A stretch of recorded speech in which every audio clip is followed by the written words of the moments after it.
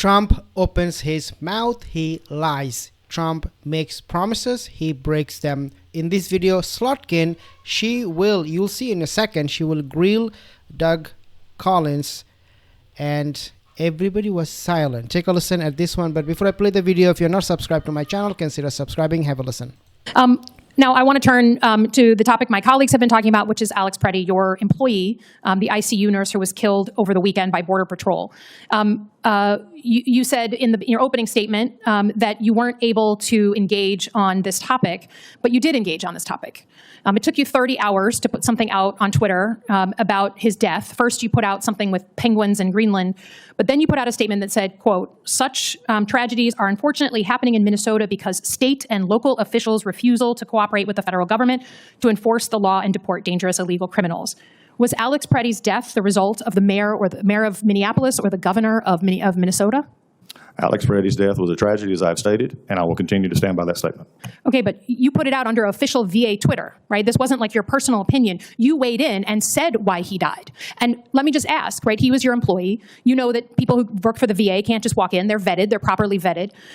We had other cabinet officials call him a domestic terrorist and an assassin. Based on your access to the information you have in the VA and in front of 460,000 VA employees, was this man, in your estimation, a domestic terrorist or an assassin?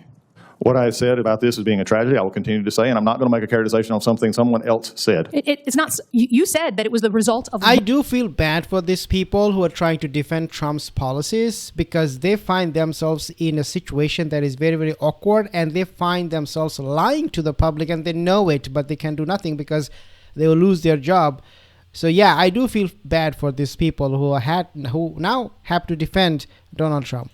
Local officials blocking their access. You said it. It's not someone else. So if you can't say... I made no characterization about Mr. Pretti. You said that his death was the result of, quote, state and local officials' refusal to cooperate with the federal government. Not my words, yours. So you are prejudicing this investigation. You are weighing in on what you think happened. And I just think in front of the employees who have been through a lot this year, that you should at least be able to say to his family that he's not a domestic terrorist or an assassin, right? People have eyes. They see the video there. And I think we owe him more than that. But to say that you can't engage on it, to say that now that Donald Trump has told the cabinet that now it's okay to have an independent investigation, and all, Secretary Noem and Stephen Miller have to walk back what they've said about this poor man in front of his family. Now, I think you can admit that you joined them in prejudicing the investigation of your own employee.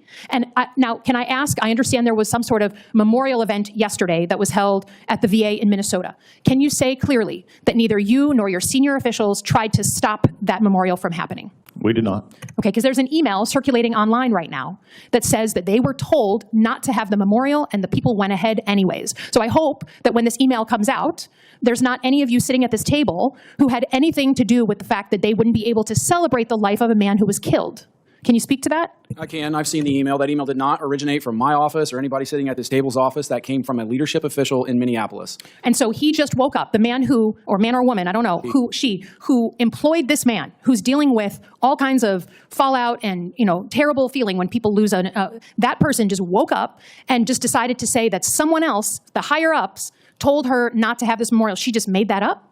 I don't know that she made it up, but I can't tell you what her perception of anything was. But what I can say is that we have been supportive in an appropriate time to be able to have a period for their employees to memorialize Alex Pretti. And they did that yesterday with almost 400 people. Well, I hope... At noon, which was scheduled. You see how it takes a suspension of disbelief to believe that the woman who is the supervisor of this poor man said that higher-ups told her that she couldn't have a memorial. It seems a little hard to believe. But I yield my time. I'm done.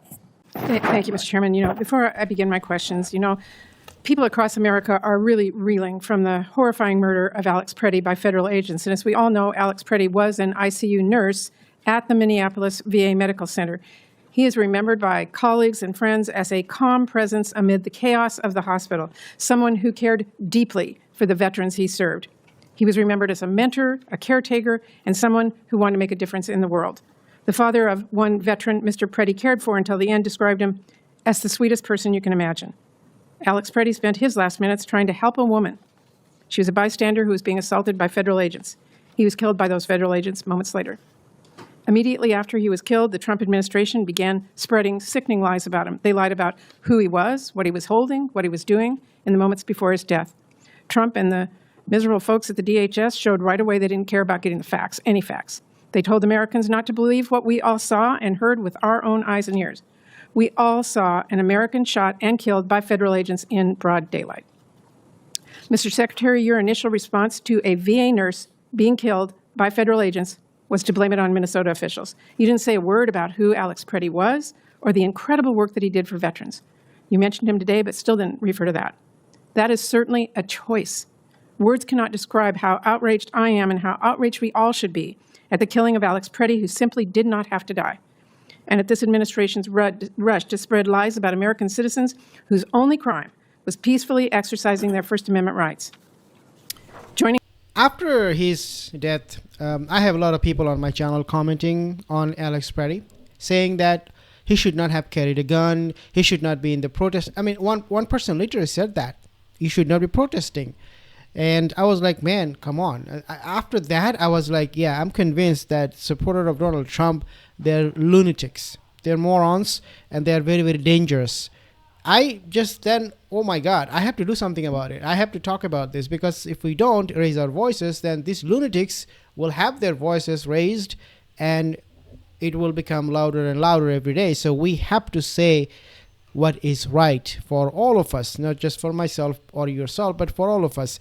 Because what Trump is doing, his policies, they're hurting all of us, all the American people. And also, when it comes to his foreign policy, it is a disaster. It is hurting the people of Greenland, Venezuela, you name it. Wherever you go, you will see there is a negative sentiment against Donald Trump in the world. Subscribe for more videos in the next one.